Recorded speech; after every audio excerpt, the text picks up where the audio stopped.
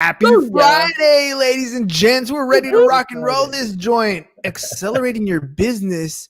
How's that going to happen? Let's find out. Good. Shut up and sit down. The Business Bros Podcast was created for you. Learn from the business professionals who come to share their stories. Find out what's working in business, on social media, what's hot and what's not, straight from the mouths of successful entrepreneurs out there doing the real work. And now, welcome to another episode of Business. We got the fire going on. Yeah. In San Diego. Ham, take it away. A heat wave in San Diego. We're bringing the fire right here. All right, all you business pros. Before we jump into the show, just a quick reminder to please subscribe on whichever platform it is that you're listening to us on today. Give us a like, give us a follow, subscribe, and drop a review, and help other like-minded business owners find value from our awesome guests while we rise up in the podcast rankings. And if you want to be a guest on the show, I missed that last part, we will really appreciate it. And if you want to be a guest on the show, we'd love to have you on and learn from you as well. Go to www.businessbros.biz/podcast guest. Schedule your time slot. Don't forget to follow us on all our social media at Business Bros Pod. Ladies and gentlemen, we are so excited and so honored to bring another incredible guest on the Business Bros Pod. Our guest today is the preeminent advisor to CEOs who want to safeguard their businesses and their lives from unpredictability, establishing strategic partnerships that empower them to never again worry about growth. Having worked with over 1,500 CEOs across 33 countries, our guest is an expert in helping businesses expand internationally. As a world-renowned speaker and philanthropist, our guest's goal is to help over 800,000 kids in Latin America become entrepreneurs using local businesses in the next 3 years. Local resources in the next 3 years. We can't be more thrilled to hear some incredible stories from this well-traveled thought leader and humanitarian. Joining us today out of the great state of Texas, the CEO Confidant from Divine Human Ventures and Wisdom for Kids. Welcome to the show, Angel Ribo.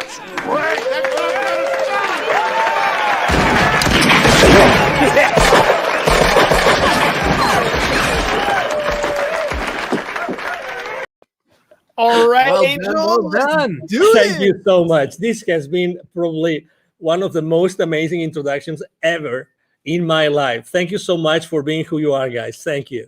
Oh, well, what can I say? James prides himself on the intros. They're probably Fun. Yeah, they're fun. They're you know what?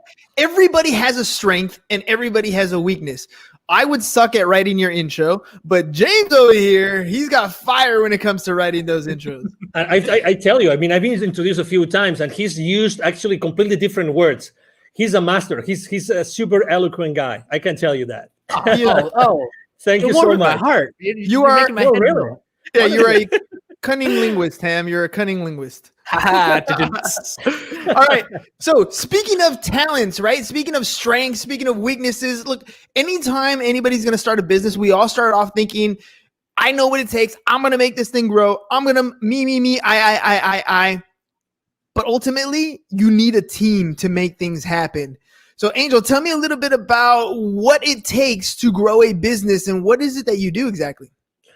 Exactly. So basically, in a nutshell, what I do is I help both corporate CEOs and established entrepreneurs to bridge the gap globally for expansion and exposure. It means that I help them take their businesses internationally. Okay. And what it takes for someone to accelerate the growth of their businesses by going internationally, the first thing that it takes is the willingness to do it, but the resources.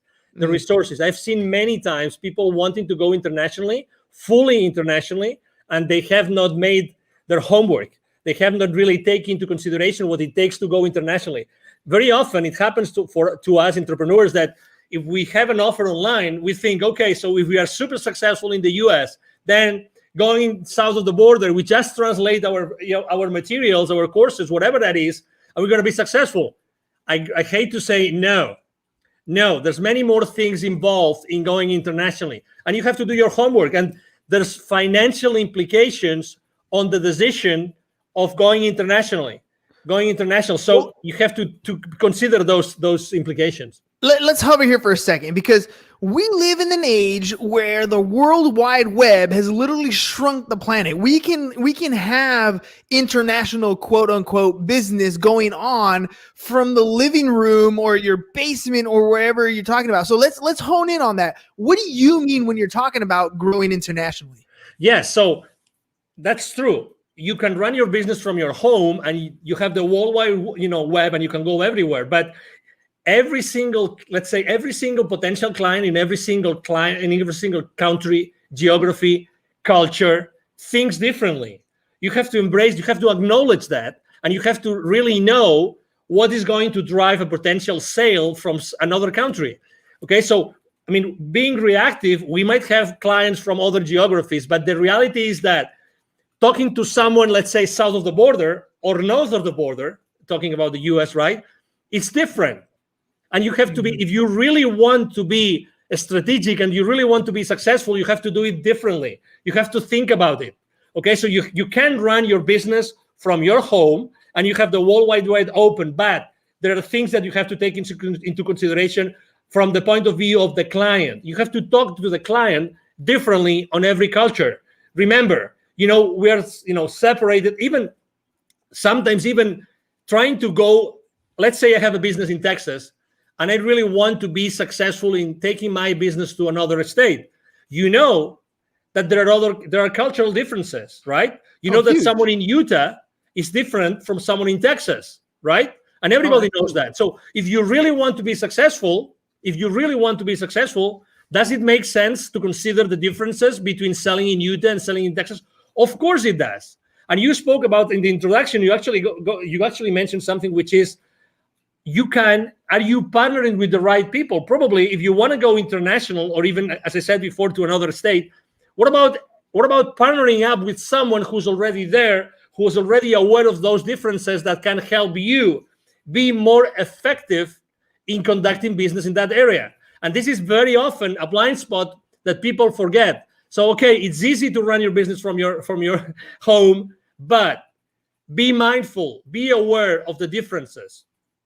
What kind of differences should we be looking for when we're first starting out? Because there are so many. Like you said, there's cultural differences, there's currency differences, there's tax treatments. There's all kinds of things that we can think about when we're talking about those differences. But what are some of the first things that we should kind of pay attention to? So that's why go step by step. Going internationally right out of the gate, I don't think is the right thing to do, unless you only go internationally to a specific area because you know that there's a need for that there, and you know that the people there are going to buy from you. Unless that's the case, it's scaling up by accelerating the growth of your business by going international. It means that you have already had to establish your business somehow. That's very important. Okay, so initially, I don't recommend anybody doing that unless, again, that's going to be your number one strategy. So if that's your number one strategy, you have to really know what these people want. Okay, the people in this area, what do they want? So you have to really speak with these people over there. Sometimes we tend to think, oh, it's extremely difficult. No, it's very easy. Reach out. There's social media again, and you can go in social media and you can start talking to people who live in that area. It's really simple. There's something in the entrepreneurial world, in the startup world, there's something called a minimum viable product. You've probably heard this thousands of times, right? Mm-hmm. So when you start your business, you probably have a minimum viable product or service that you want to offer to your audience, right? So the first thing you have to do is, if you want to go international, start talking to your audience about what you want to do. And I start asking them, hey, if I was to launch this product, sell it there, or this service, would you be willing to buy from me? And what would be the kind of service or product that you would buy from me, in that particular, area of expertise that I have? So that's the first thing. Talk to your market early on your business strategy. And sometimes, and I think that's probably, we are all to blame, for this, which is we try to be perfectionists. We try to be like, we have all the responses, all the answers before we do anything else. There's one business mantra. There's one mantra I use with every single one of my clients. I've been using for the last 5 years since I started my own business, which is take imperfect action now. Take imperfect action now. Hey, Don't worry about anything else. You only need yourself, and you need to start reaching out to the people in the market, in the place where you want to start selling your products or your services. That's it. Start talking to them and start making mistakes. Start making mistakes. There's no such thing as the perfect sales pitch, the perfect service, the perfect product. There's only the thing that you reach out to the potential buyers and you know what they think, and keep on making, keep on perfecting your pitch, keep on perfecting your product and your service. Really, that's the first step. Take imperfect action now. I love that. I love that because it's absolutely true. I talk about that all the time about taking action, and you have a choice. You can do it or you cannot do it. And I think the people who sit back and try to wait till it's 100% perfect are the ones who struggle. I forgot what book I read it in, but they were talking about, I think it was Mentor to Millions. And what they were saying was most successful people wait until they have about a 70% of a plan, right? After that, they put it into action because there's nothing else you can predict. At that point, you have something that's viable that'll take you in the direction that you want to go. Will it get you to the destination? Probably not. But you're moving forward and you're not stagnant and stuck in one particular situation or at worst, not taking any action, right? When I remember reading or learning about Disney, and they were opening up in China, I think it was China or Japan, I'm not sure exactly, but they were out there in the East. And when they went out there, they opened up operations right away, just like they had done in Florida, just like they had done in Disney. And they didn't take into consideration some of the cultural differences and had to restructure some things.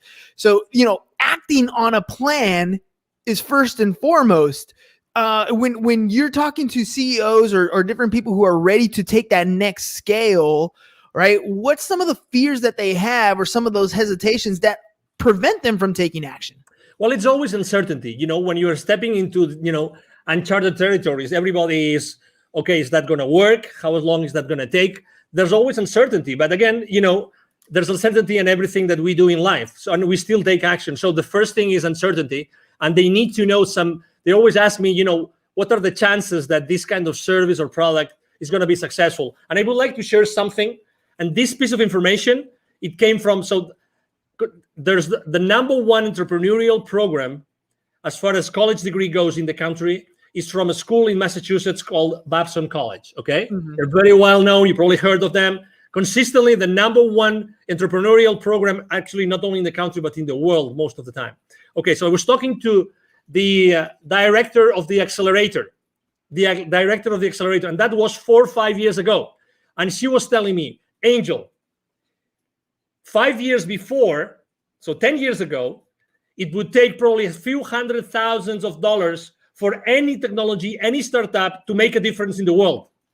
I'm talking about 5 years ago. Today, 5 years ago,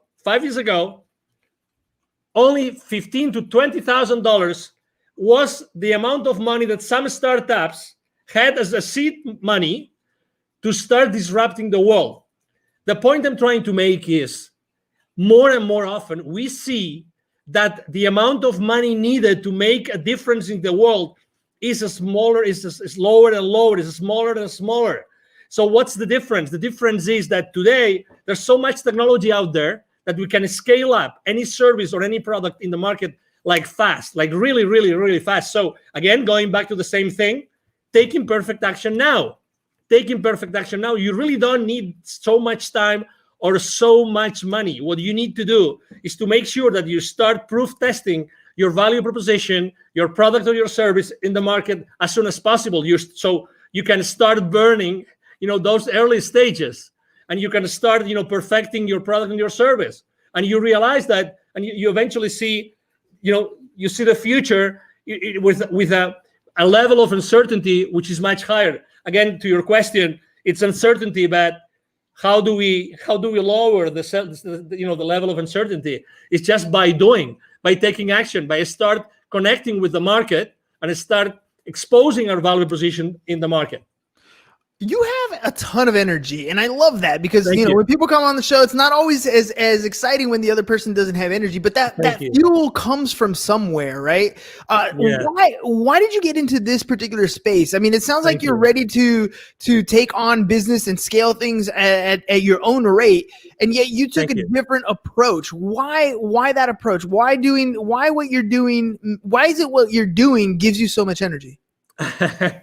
Well, probably because, well, number one, I would say first of all, because of my father, probably because my father is a super positive guy. Extreme. I mean, back in Spain, he's right now 80 years old. He's going to be 81 this year, alive and kicking. He's still working on business. He's always been like that model for me, like always super positive. He's made a lot of he's set up and grown a lot of businesses, both nationally and internationally. He's made a lot of mistakes, but you know what? He was always in that mood, always. And every time he was being asked, he was always, his first statement, he was always, I am so blessed that I have been able to help these hundreds of families, these hundreds of people with the families behind them. And that's the legacy. That's his legacy. So I think that this, flame that I have inside of me is because I really like to share my experience with people. And I was born to do this. I was born to, originally, both my mom and my dad come from very humble origins, really humble origins. Still my family has a ranch in the north of Spain. That's where we come from, the Ribo family, but that doesn't mean that I couldn't do many other things. So I always had this flame inside of me of leaving a legacy, of teaching others. I love teaching. I love training. I love sharing my experiences. That's why I'm so involved with the local community here in Dallas. I'm invited to, the startup weeks, startup weekends. I'm invited to be jury sometimes. I'm very involved with business incubators and accelerators here, just because I like to share. I like to share, and it's a decision. It's a decision. It's my decision if I wake up in the morning and I show up to the world in one way or another, and that's my decision. That's my option. That's who I am. It's a Friday evening, right? I have had so many calls this week. I have talked to so many people. I've had so many face-to-face meetings. But you know what? I am loving this interview, and I could be, and right now, if you told me, hey, Angel, you have to mentor, 20 people in a coaching call within 30 minutes, I'm gonna do it. I'm not gonna lie to the audience. How long ago did you offer me to be on your show? True. It was yesterday evening. So Exactly. less than 24 hours. Less than 24 hours. And I was super excited. I said, yes. You know why? Because I always say, why not? Why not? If there's a single person in your audience right now who can benefit from what I'm saying, oh my God, the day has paid off. The chance has paid off. The possibility that you guys have offered me has paid off. What is the core? What is the core of the CEO Confidant? Like, what is it that you're trying to achieve? Your mission in the business to have that can help more and more entrepreneurs get to the level that they want to get to. Thank you.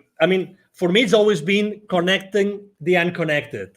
And actually, I'm going to tie this to my nonprofit, connecting the unconnected. I've always, obviously, as you can imagine, I'm so grateful to God that He gave me this energy, this passion that I can, I have been able to help a lot of high-level executives throughout my life. That's a blessing. Probably this energy has helped me a lot. But this has only helped me enough as far as this helps me to make the world a better place. Okay? That's why, it reached a point in 2016 in which it was very clear to me that I had also, the reason why I had lived in Latin America for so many years and I had done business in Latin America for so many years is because I had to be exposed to those areas where so many underprivileged kids live. And you know what I'm talking about. I'm talking about in Latin America alone, in 2012, according to UNICEF numbers, 81 million kids live in poverty. 81 million kids. 22 millions don't have drinking water in their house. 22. And that was 2012. Can you guess after COVID? Can you guess what happens? How many millions right now? Significantly worse. Exactly. So, and that means the total population, so that you have you have a frame of reference. the total population of kids in 2012 in Latin America was 170 million. 170 million. Okay, 170 million. So put that in perspective. So right now, probably it's going to be 90, maybe 100 million kids in Latin America who live in poverty. Yeah. So that's why, what's my mission? I've always feel that I keep on developing and helping so many high-level executives and established entrepreneurs, because at the end of the day, what I have to do is I have to be able to have so many stories, and I have to be able to connect all those high-level executives with those entrepreneurs that have still so much to learn. And I know that if it's not me, who's going to teach them entrepreneurship? Who's going to inspire them? Who is able to bring all those lessons I learn every single day with these so powerful CEOs? Who else is going to take them to those kids in need? So that was my answer. Yeah, no, that's a beautiful answer, because you're absolutely right. I mean, we look at what we see in poverty just right in front of us, right? When we drive down the freeway, when we're in our local communities. But the difference is, the poverty in the United States is much different than the poverty in almost any other country. It's just a different level. I remember being young, as a young kid, at my parents, and we would always go to church, and they would send us, to missionary things down the other side of the border, and you just have this awe that everything from the pair of shoes to the sweater that you have on to the meal that you had has such a different value to the people down there than it is to you. The things you take for granted, you don't even realize until you're, things like where you're crossing the border. When I remember coming back on the border and little kids, small 4 or 5-year-old children coming up barefoot, dirty, ragged clothes, just trying to sell something to make a living. And we don't quite understand the level of poverty because we're blessed to be in this country. But you're absolutely right. I want to ask you about the relationships that you're building with people as you're helping a lot of these entrepreneurs grow their business, as you're helping them scale and become multi-million-dollar companies. What value do you place, and how do you utilize the relationships that you're making? Well, I think believe it or not, I was extremely shy kid, very shy, very shy. Most of I would say every single one of my classmates up to high school, they would not believe it's me talking right now. Honestly. I had to, really, I really had to go to college, and I had to start being involved in organizations, international organizations, and traveling. And so, I know that not everybody is so open and prone to have relationships with people.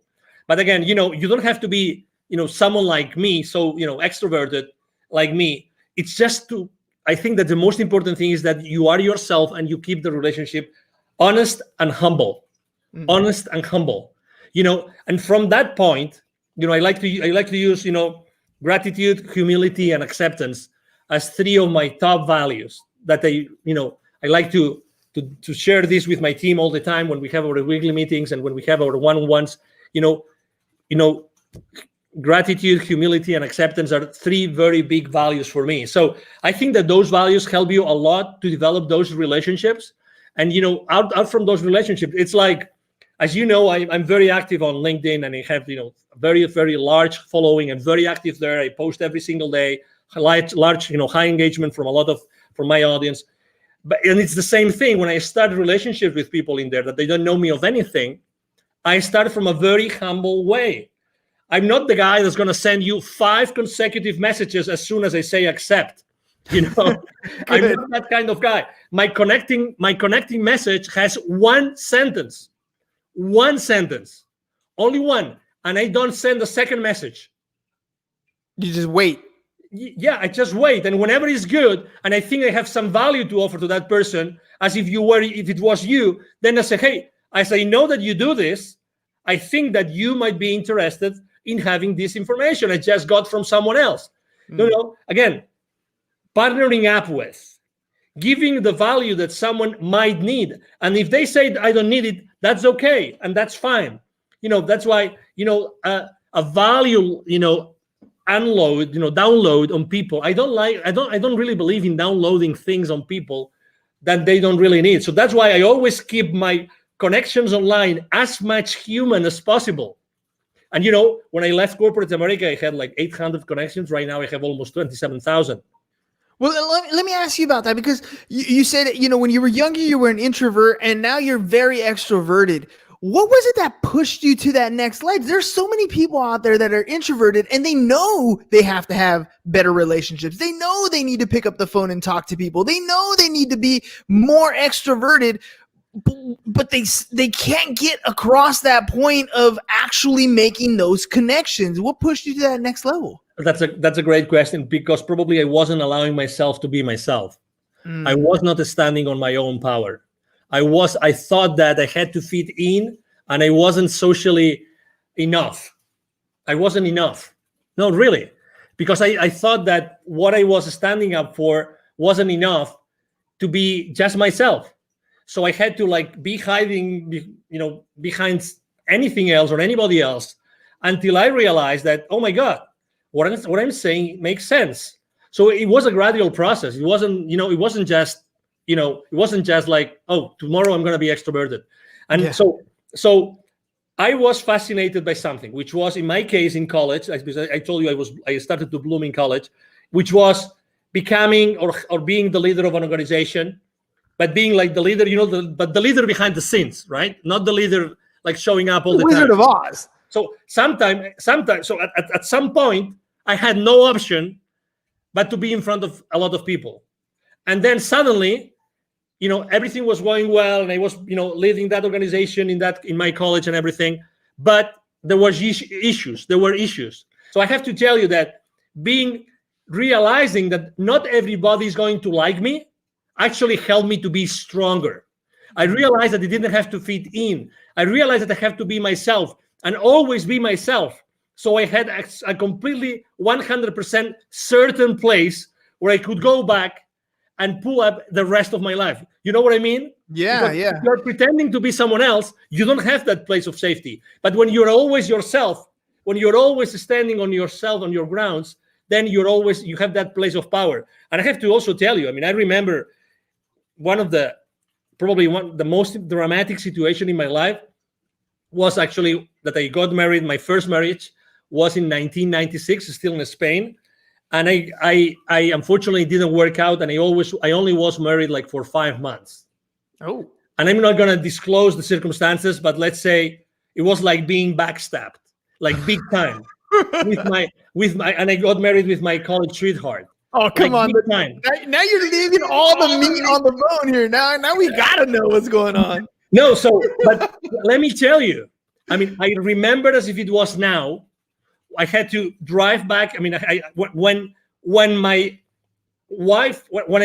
found out what my wife was doing, and I confronted her that night, and I will never forget that night, when I confronted her that night, and she told me yes, I remember taking my car the following morning and going and driving to where my parents lived. I remember that both my mom and dad were waiting me, they were living at the 6th floor, they were waiting for me, and I started crying like a baby on my mom's arms, at my mom's arms, saying, can't believe it. I don't know.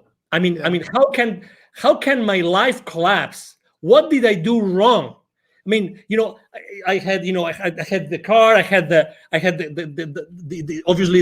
we had an apartment together. We had all those projects together, the perfect job.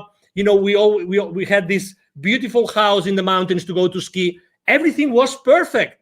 But suddenly, boom, so you thought. Boom, and not even 1 year, like 5 months, 6 months.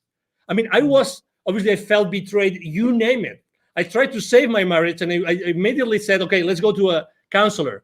But unfortunately, the other party wasn't there. So I said, okay. So the rest of my life starts here today. Yes.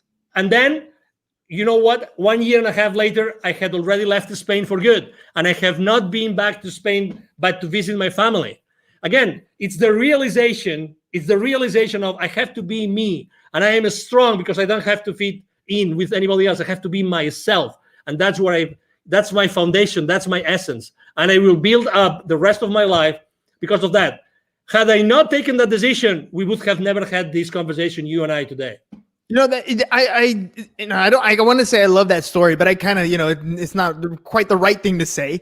But the fact that you accepted it at the end, right? The heartbreak, the pain, the agony, what you're going through, those are feelings that you're going to have. But at some point, no matter what happens in your life, good, bad, or indifferent, you have to accept that tomorrow the sun's going to rise. Tomorrow is another day, and every day you have that choice to make something happen. You can dwell in it, you can live in it, you can wallow in sorrow and feel sorry for yourself for as long as you can. But every day that happens is another day that you're not fulfilling whatever dream is that you want to achieve. You're hurting yourself by allowing yourself to live in that position for too long. Feel it, hurt it, learn from that mistake. But you need to make a choice and accept that it happened. Totally. Otherwise, you're never going to move forward. I agree. And I have to say, this counselor that, we went together, with my ex-wife at that time, it was the same counselor that said, hey, okay, so she's not coming back. Can you please help me? Can you please help me go through this path? Can you please help me? And I have to tell you, the certainty that this counselor told me, so these are the stages you're going to go through. A, B, C, D, and E. He told me, he explained those to me, and I understood them, and I said, okay, where am I now? And he told me, no, it's a good question. It's a good question. Yeah, of course. So you are here. Okay. Typically, what do you see in your practice? How long is it going to take for me to get to the final, destination of this, of this, whatever it is, right? Of this journey. He said, well, it's up to you. I've seen people here and I've seen people there, and I've seen people that will never recover from a divorce or from a separation. Okay. Mm-hmm. So I kept on going with him. I kept on having, again, I asked for help. God bless. That's something I obviously, in any facet in life, ask for help, look for help. Always. There's always going to be someone that can help you. Always. The only scarce resource in your life is time. Yes. Get over any situation, any challenge with the help of someone that's been there before. Do that. Don't hesitate. It doesn't matter. Money comes and goes. Do that. And oh my God, after 6 months of my separation, guess what? Guess who came after one of my, I just finished one of my swimming practices. I love swimming. Guess who came to say, I would like to come back together? Who was going to say? I'm not going to say, but you know the story, right? You know the story. And I said, unfortunately not. I don't want this to happen in the future when we already have children. I don't want that for my life. Decision made. Imperfect decision. Don't know what the outcome was going to be, but you weren't going to do it again. No. Oh man, Angel, that's, I love that, the whole idea of time scarcity, right? You only have so much time in your life. And yes, ladies and gents, you're going to feel uncomfortable when you're going to make a decision. You're not going to know the outcome. It's going to be scary. It's going to feel weird, but do it anyways. Do it anyways, because there's only two types of regret that you're going to have when you're older. And one of the biggest ones, the worst ones, is when you're 98 years old and you are incapable and you're out of time to have that regret to worry about. So take the action. You might make a mistake and it's okay. There's always a way to correct, but take that action. Angel, before we head out, let our audience know if they want to work with you, how can they get a hold of you? Absolutely. The first thing is, it's very easy. Send me an email. I have a team behind me. We all work together. We will always respond to you. My email is very easy. My email address is angel@angelribo.com. I'm going to spell it for you. ANGEL@ANGELRIB as in boy O.com. That's the easiest way. If you want to know, what I do, what I stand for, you can go to LinkedIn, Angel Ribo, the CEO Confidant. And you will see me there every single day posting. I post a lot of personal stuff because I think it's important for everybody to know, what I think is important for me. And obviously, I would like to help you. And needless to say, thank you very much, guys, for being so kind with me and allowing me to be today on your show. Hey, man, thank you for coming on last minute. Thank you for sharing, being vulnerable. I honestly believe that some of these stories that we have in our life, some of the worst stories in our life, make the greatest connections with people. So thank you very much for sharing some of your worst times with us. I connected with you. I'm sure there's a lot of our listeners that connected with the same type of story. Thank you. All right, ladies and gents, it is Friday, but we'll be back because Monday's going to come right around the corner. So that's all we got for you guys today. Have a great and safe weekend. Peace. And we're out. Thank you for listening to the Business Bros Podcast. Are you looking to get more clients or to increase your income? Hernan, the business bro, can help you generate referrals through the power of podcasting. And James, the insurance bro with Pipeline Insurance, can help you effectively add insurance to your existing business. If you are ready to create wealth today and generational wealth for tomorrow, email businessbros@csfirst.com to schedule a free consultation or join the Business Bros Network, www.businessbros.biz.